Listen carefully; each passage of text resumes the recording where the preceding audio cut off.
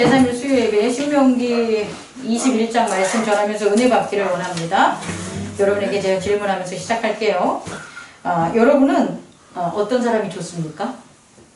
어떤 사람이 좋아요? 예쁜 사람? 친절한 사람. 친절한 사람? 돈 많은 사람? 온유한 사람. 온유한 사람? 여러분들도 편안한 사람? 여러분들도 각자 좋아하는 그 모습들이 있죠. 좋아하는 사람들을 우리가 옆에다 두고자 해요. 그리고 좋아하는 사람에게는 한없이 그 사람 같이 해줘요. 친절한 사람을 좋아하는 사람은요, 정말 친절한 사람이 내게 오잖아요. 그럼 내 친절을 다 줘요. 온유한 사람을 좋아하는 사람은요, 그 온유한 사람을 만나면요, 내 안에 어디서 있었는지 남편한테도 보이지 않는 온유가 막 나와요. 네. 그것은 뭐냐면 내가 그것을 좋아하기 때문에, 내가 그것을 원하기 때문에 내 곁에 두고자 하는 거예요. 좋아해서 두는 게 아니라 그런 사람이 내 곁에 곁에 있을 수 있는 사람이기 때문에 좋아하는 거예요. 그럼 이해할 수 있겠습니까? 근데 내 곁에 있을 수 없는 사람은 좋아하지 않아요. 그러니까 남한테 너무 잘 있어도 내 곁에서는 불편해. 나는 감당 못하겠어. 그러면 내 자식일지라도 내보낸다니까요. 내 부모랄지라도 떠난다는 거예요. 내 곁에 두기를 좋아하는, 곁에서 함께 하나가 되는 사람들을 우리는 뭐한다? 좋아한다는 거예요. 저는요, 전 성도가 제일 좋아요. 네, 왜냐면 예배를 같이 드리는 성도만 내 곁에 둘 수 있잖아. 나머지들은 내 곁에 못 져요. 거절 오해하지 마시고요. 수요 예배 같이 드리는 성도님들이 내 곁에 둘 수 있으니까 난 좋은 거예요. 주일날 예배 같이 드릴 수 있는 성도들이 난 좋은 거예요. 근데 그게 나오지만 내 곁에 둘 수 없는 성도는 너무 불편해. 10년이 되든 20년이 되든 같이 가질 않아. 마음이 같이 가지질 않아요. 내 곁에 두질 못하는 뭔가가 있다라는 거죠. 여러분, 하나님께서도요, 하나님 곁에 두실 수 있는, 하나님 곁에 둘 수 있는 자를 좋아하시는 거예요. 하나님 곁에 둘 수 없는 자는 보시기에 좋지 않아요. 그래서 좋아하시지 않아요. 그럼 여러분, 하나님께서 좋아하시는 자, 하나님께서 그 곁에 꼭 두고 싶은 자는 어떤 사람일까요? 순종하는 자. 오늘 말씀에서 보면은 정직한 자예요. 뭐라고요? 정직한 자. 이 정직하다는 게 뭐냐면 우리 모두가, 잠깐 이 정직이라는 걸 꼭 학교 다닐 때 도덕 시간에만 배운 거라서 착각을 하는데요. 세상에 나가서 막 돈 벌고 애들 키우고 막 하다 보니까 정직을 다 잃어버렸는데, 사실은 정직은 하나님께서 하나님 옆에 두기를 좋아하는 사람만큼 우리 모두의 공통점이라는 거예요. 우리 모두도 평안한 자, 온유한 자, 뭐 여러 개 다 찾을 수 있어요. 돈 많은 자, 예쁜 자, 건강한 자 다 찾았는데 그 사람이 뭐가 없으면, 정직하지 않으면 땡. 땡. 이 사람은 이래서 좋아서 같이 곁에 뒀는데 정직하지 않은 걸 발견하면 끝나는 거예요. 자, 다시 말했어요. 우리는 하나님의 형상을 닮아서 창조됐기 때문에 하나님이 보시기 좋아하는 게 우리 보기 좋아하는 거예요. 그럼 하나님이 좋아하는 사람은 어떤 사람이다? 정직한 자라는 거예요. 그럼 정직한 자는 뭐냐를 이제 우리가 알아야 되겠죠. 정직한 자는 뭘까요? 우리 이제 얘기를 해야 돼요. 우리가 정직하다는 것은 바르고 곧은 것을 정직하다고 하는데, 그럼 바르고 곧은 그 정직하다는 게 성경에 나와 있는 그런 정직한 자는 어떤 모습으로 나타나냔 말이에요. 나 정직해! 라고 해가지고 정직한 거 아니잖아요. 그죠?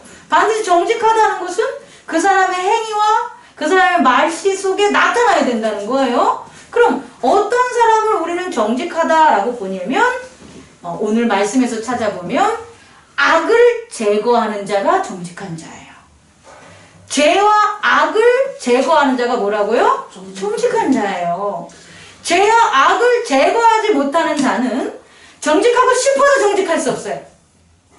제가 여러분에게 드리는 말씀을 이해할 수 있겠습니까? 아니, 정직하게 살아라 내 아들아 라고 하고 아이한테 죄를 제거하지 못하고 죄를 발견하지 못하는 걸 전수해주지 못하면 그 아이는 정직하게 살고 싶어도 살 수 있다 못 산다. 못 사는 거예요. 아들이 정직하게 못 살면 부모가 아들 두기를 싫어한다니까요. 그래서 우리는요, 하나님께서는요, 어떤 사람을 그의 자녀로 보시기 좋아하냐 봤더니 정직한 자다. 그럼 정직한 자는 그럼 어떤 자인가 봤더니 죄와 악을 뭐 하는 거다? 제거하는 자다. 그럼 죄와 악을 제거하는데 어떻게 제거하냐라는 것은 말씀에 순종함으로 제거한다는 거죠. 그래서 오늘 신명기 말씀 21장을 보면요, 야, 이게 우리랑 무슨 관계가 있어? 라고 그냥 쑥 지나갈 수 있는 말씀 같은데 절대 안 그렇습니다. 이 말씀 속에 얼마나 큰 게 있는지 몰라요. 그러면 오늘 말씀은 이렇게 전할게요. 하나님이 보시기에 좋아하는 정직한 자는 죄와 악을 제거하는 건데, 죄와 악을 제거해주는 자의 특성은 그럼 뭐냐라는 것을 오늘 말씀의 이 에피소드를 통해서, 이 말씀을 통해서 우리가 깨닫기를 바랍니다. 첫 번째, 정직한 자는 이런 자예요. 첫째, 부지 중에 지은 죄를 인정하는 자예요. 내가 실수를 해서 지은 거는 내 죄잖아요. 이건 모두 인정해요.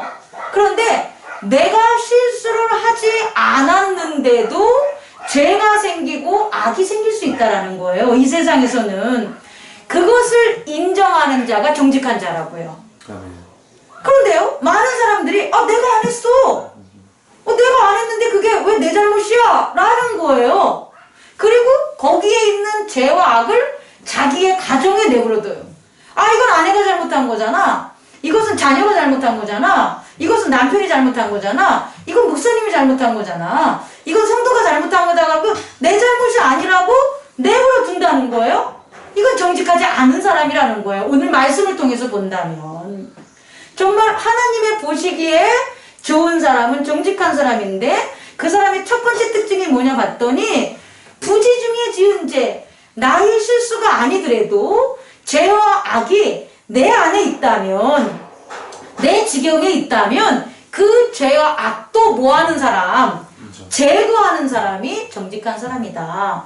그래서요, 오늘 첫 번째 이걸 보면, 말씀을 보면, 아니, 자고 일어났어. 우리가 아침에 자고 일어났어.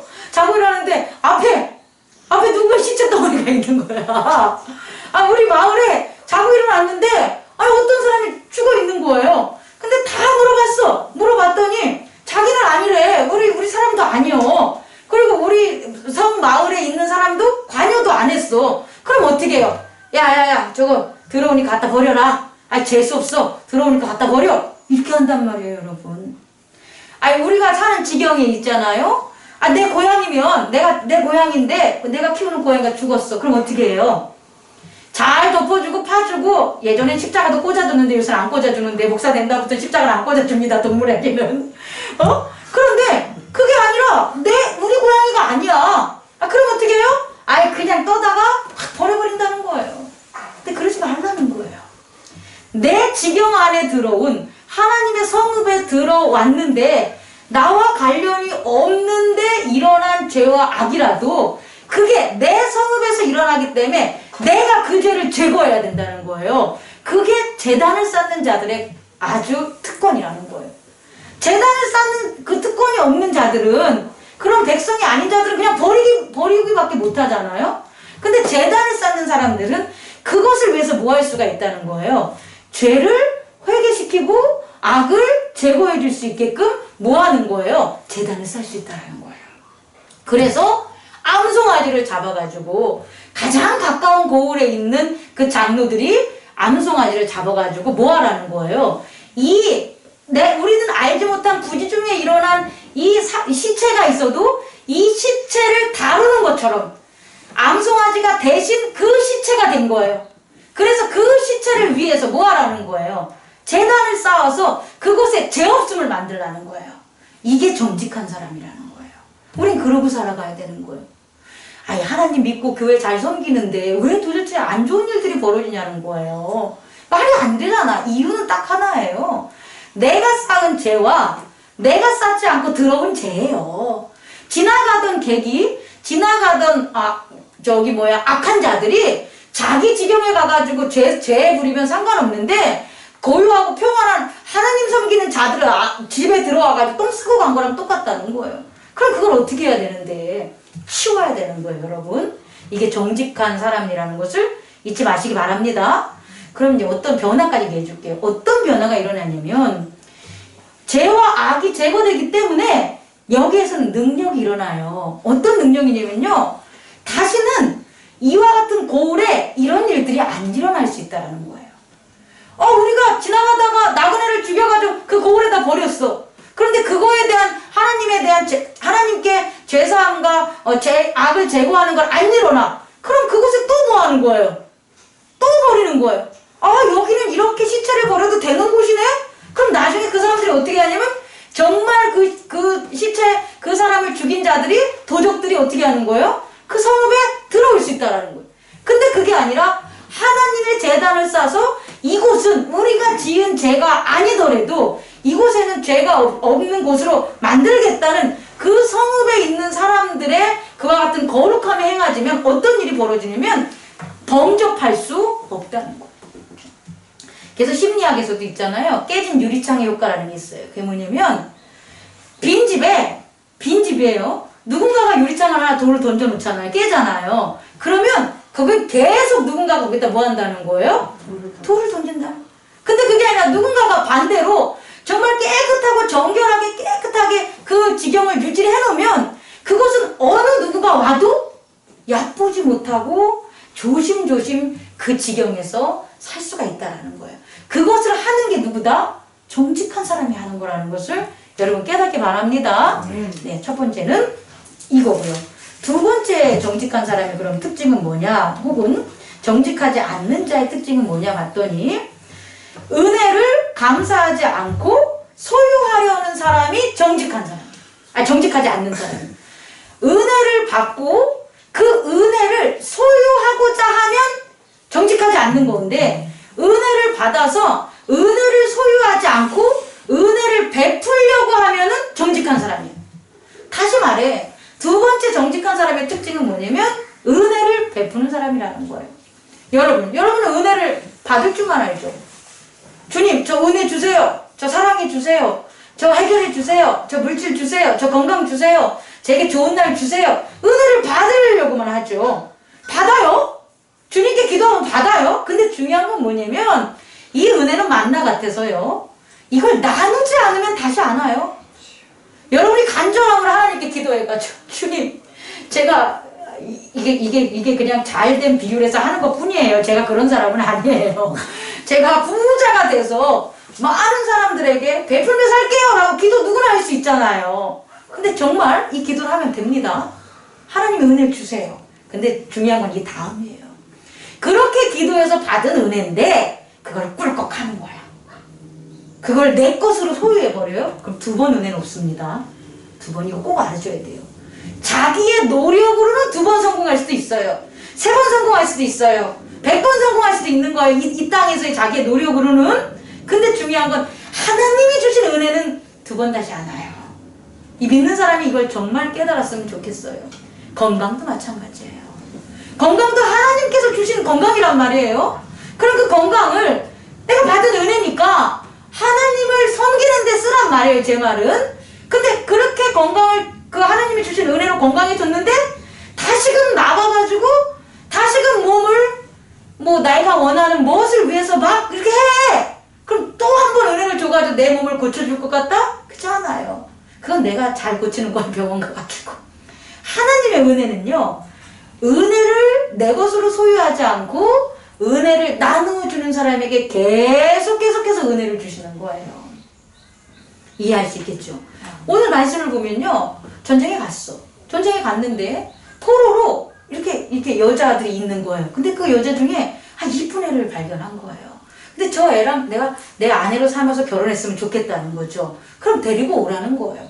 데리고 와서 그들의 부모를 위해서 한 달 동안 시컷 울게 하고, 왜냐면 종족이 바뀌어지는 거니까 손발톱 다 빼고 다시 이스라엘 민족의 여자같이 되라 그 소리예요.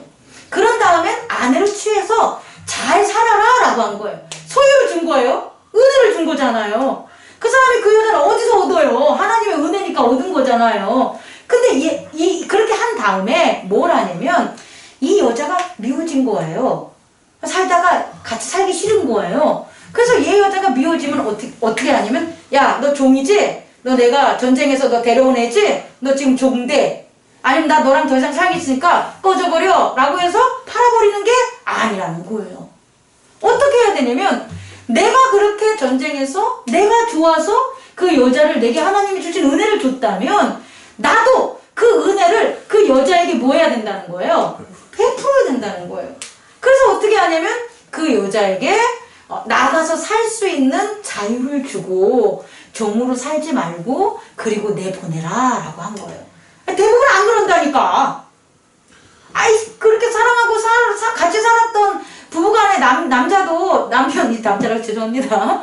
돈 많아지고 막 성공하고 잘 되면 조강지쳐 버리잖아요. 나가라. 근데 나갈 때 돈 많이 주지 않아요. 요새 위자료가 있으니까 뭐 법적으로 주지. 옛날 같은 경우는 그냥 내쫓고 그랬어요. 그러면 뭐라고 나옵니까? 조강지쳐 버린 자는 뭐 한다 그래요? 잘 산다 그럽니까? 잘 살지 못한다 그랬잖아. 잘 살지 못하는 거예요. 자기의 은혜로 받은 소유지만 자기 그 소유로 생각해가지고 그 은혜를 그 사람에게 베풀지 않는다면 어떤 일이 벌어지냐면, 만약에 이 여종을 그냥 살지 못하게 해서 보냈다면 어떤 일이 벌어질 것 같아요? 더 이상 은혜가 없어.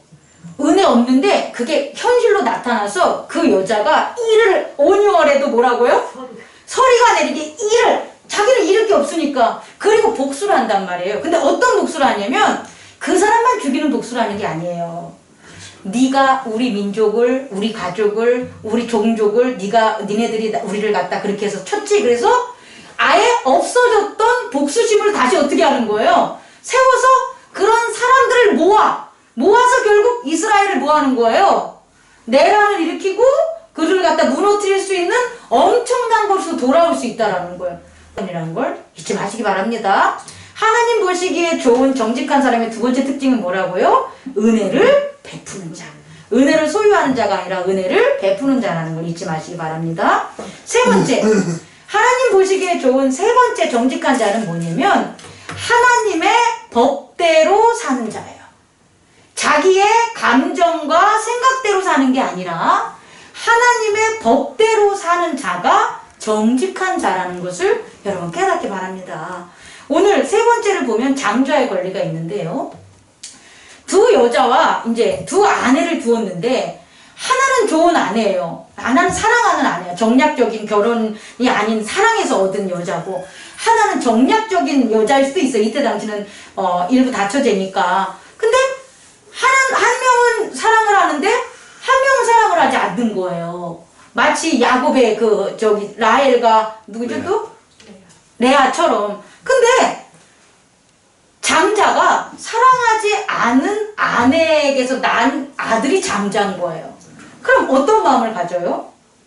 사랑하지 않으니까, 누구를 사랑하지 않으니까? 아내를 사랑하지 않으니까 아들까지 꼴보기 쓴단 말이에요, 우리가. 아닌가? 부부간에 같이 살다가 아내가 미워지면 자식까지 꼴보기 싫어진다니까요. 근데 아내가 좋으면 자식도 좋아지는 거예요, 여러분. 몰라요. 저는 결혼 안 했기 때문에. 그렇다고 칩시다. 틀려서 나는 몰라요. 여러분, 그러니까 아내가 싫어지니까 장자인 아들한테 더 주기 싫은 거예요. 사랑하는 아내의 둘째 아들한테 더 주고 싶은 거예요. 근데 그렇게 하지 말라. 하지 말라. 그렇게 하는 것은 사람의 마음과 뜻이겠죠. 우리 사람 마음 다 똑같단 말이에요. 잘하는 아들한테 다 주고 싶고 이쁜 사람한테 떡 주고 싶은 게 당연히 사람 마음인데, 그 마음과 감정대로 하지 말고 하나님의 법대로 하는 게 정직한 사람이라는 거예요. 그래서 어떻게 하라 그럽니까? 그 사랑하지 않는 그 여자의 아들이 장자면 2배를 주라고. 그럼 이제 어떤 일이 벌어지는 거예요? 형제 간의 다툼이 일어나지 않는 거예요. 근데 만약에 내 마음과 내 뜻대로 어떻게 한 거예요? 둘째한테 장자를 준 거예요.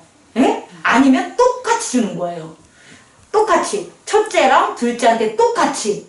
이렇게 줬을 때는 어떤 일이 벌어지냐면 싸움이 벌어지는 거예요. 형제 간에 싸움이 벌어지고 결국에는 어떤 일이 벌어지겠어요? 아버지는 진짜 당신은 우리 아빠가 아니야. 당신은 내가 자라면서 우리 엄마가 나를 얼마나 박해했어. 나는 당신 같은 아빠 두지 않았어 라고 해가지고 그 형제도 싸움이 벌어질 뿐만 아니라 부모까지 또 해야 하는 일이 벌어진다는 거예요. 근데 그렇게 안 벌어지게 만드는 게 정직의 힘이라는 거예요. 만약 이 사람이 정직하지 않아서 그대로 자기 마음대로 했다면 그 사람의 앞으로 일어나는 일들은 어떤 일이 벌어지겠어요? 전쟁과 갈등밖에 더 벌어지지 않겠습니까? 근데 그게 아니라 자기 마음은 하지만 난 하나님 보시기에 정직한 자기 때문에 하나님의 법대로 살아야지 하니까 그 다른 일들이 안 일어나니까 아, 이 사람은 참 능력이 있는 분이구나 라고 나오게 되겠죠. 우리도 마찬가지라는 걸 잊지 마시기 바랍니다. 네 번째는요.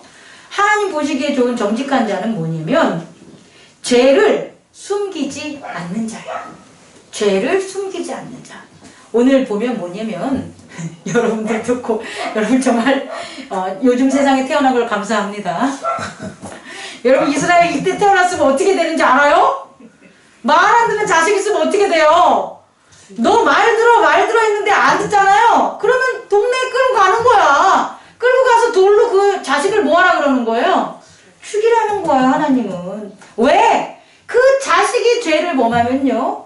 그 가정에 죄가 남고요. 그 가정에 죄가 숨으면요. 그 부족에 죄가 숨고요. 그 부족에 죄가 숨으면 그 나라에 죄가 숨기 때문에 그러는 거예요. 아유, 하나님은 냉혈하셔. 하나님은 어떻게 자식을 죽여요? 이랬겠지만, 하나님은 자식보다 중요하신 분이에요, 여러분. 마음으로는 힘들지요. 하지만 하나님의 법으로 보셔야 됩니다. 하나님은 우리의 모든 것보다 뭐 하신 거예요? 중요하신 분이라는 거예요. 귀하신 분이라는 거예요. 다시 말씀드립니다. 오늘날 우리가 하나님을 섬김을 감사하시기 바랍니다. 옛날 같았으면 이렇게 해야 된다는 거예요. 근데 왜 이렇게 하라고 했냐면 죄를 숨기지 않게 하기 위해서 그런 거예요. 여러분 죄를 숨기면 안 돼요. 오늘날 있잖아요. 죄가 숨을 곳들이 사라져요. 외연의 세계에서 있잖아요. 그리스도 예수께서 우리 안에 오셨기 때문에 밖의 세상에서 죄가 숨질 못해요. 왜냐면 성령님께서 저건 죄야라는 걸 다 보여줘요. 믿는 사람에게. 그래서 더 이상 바깥 세상에서 죄가 숨지 못해요. 성령이 가르쳐 주니까. 근데 문제는 자기 안에 숨겨요. 내면에. 내 안에 숨기는 일들이 벌어져요. 여러분 내 안에 내가 죄를 숨기냐를 우리는 회개해야 돼요. 내 안에 죄를 숨기면 정직하지 못하고요. 죄인이 되는 거예요. 이걸 꼭 알아주시기 바랍니다. 마지막입니다. 마지막으로 정직한 자는 뭐냐라고 보면 주의 날을 더럽히지 않는 자. 다시 말해 주의 지경을 더럽히지 않는 자가 정직한 자예요. 오늘날 바로 직역을 하면 하나님을 섬기는 제단, 교회 이런 공동체를 더럽히지 않는 게 정직한 자예요.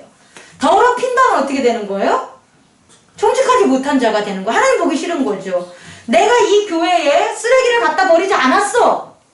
그래도 이 교회가 하나님께 제단을 쌓는 곳이라면 그 쓰레기를 어떻게 해야 되는 거예요? 버려야 되는 거예요. 그게 정직한 자라는 거예요. 오늘 말씀을 보면 너가 저주받은 자가 십자가에 못 박는 나무에 달린 자를 저주받았다고 하는데 그 저주받은 자를 달아도 그 날이 거룩한 날이거나 그 날에 하나님이 함께하는 날이면 그를 내리라는 거예요. 왜? 그가 있으므로 너희들이 사는 그 지경을 뭐하게 더럽힘을 당하게 하지 말라는 거예요. 다시 말해 하나님 앞에 정직하다는 것은 뭐냐면 주의 날과 주의 지경을 뭐하는 거다. 깨끗게 하는 게 정직한 자라는 것을 깨닫기 바랍니다. 말씀을 마치려고 합니다. 예수 그리스도께서는요 우리에게 이 구약에 있어서의 정직한 자, 우리가 정직한 자가 되라고 우리에게 뭘 주셨냐면 성령을 보내주셔서 회개와 용서를 주셨다는 걸 잊지 마시기 바랍니다. 회개는요 우리 안에 있는 모든 죄들을 제거할 수 있는 능력이 회개인 거예요. 회개하면 바뀌어집니다. 그럼 회개할 수 있는 자세는 뭐가 되냐면 순종이 돼야 되는 걸 잊지 마세요. 순종하지 않으면 절대 회개 못해요. 나는 회개했어 라고 하는데 내 삶의 행동은 그대로라니까요. 그럼 그게 무슨 회개한 거예요? 아니죠. 회개를 했다는 것은 내 삶의 행동을 지속적으로 변화시킬 수 있는 그와 같은 일들이 벌어져야 되는데 그건 뭐다? 순종이라는 거다. 순종이 나타난다는 거예요. 그럼 그 사람은 회개를 한 거죠. 그래서 하나님 앞에 정직한 자가 되는 거죠. 또 하나는요, 용서하는 자가 돼야 돼요. 내 스스로의 죄는 내가 회개하지만 우리 공동체 안에 있는 죄는 내 스스로 회개하는 게 아니에요, 여러분. 공동체 안에 있는 죄는 뭐 해야 되냐면 용서함으로 제거해야 되는 거예요. 근데 여러분, 내 죄가 아니니까 그 사람이 회개하거나 용서하는 것의 방법이 틀리다는 거예요. 회개하는 것은 순종하면 회개할 수 있지만 용서하는 것은 순종함으로 이루어지지 않아요, 여러분. 용서는 희생해야 돼요. 용서는 반드시 희생해야 돼요. 희생을 해야지 용서의 행위들이 나타나게 되는 거예요. 그리고 그 용서가 있는 곳에 어떤 일이 벌어진다. 어떤 일이 벌어져요? 죄와 악이 사라지게 된다는 거예요. 더 엄밀히 얘기하면요, 용서할 때 희생할 수 있는 이유는 의를 보기 때문에 희생할 수 있는 거예요. 의. 의의 면류관. 이것을 하면 의의 면류관을 주님이 주시지. 이건 의의 면류관이 저 지금 내가 가시는 하나님 나라에 있지라는 그 의의 면류관을 봐야지 희생을 하는 거예요. 교회 내에서도 마찬가지예요, 여러분.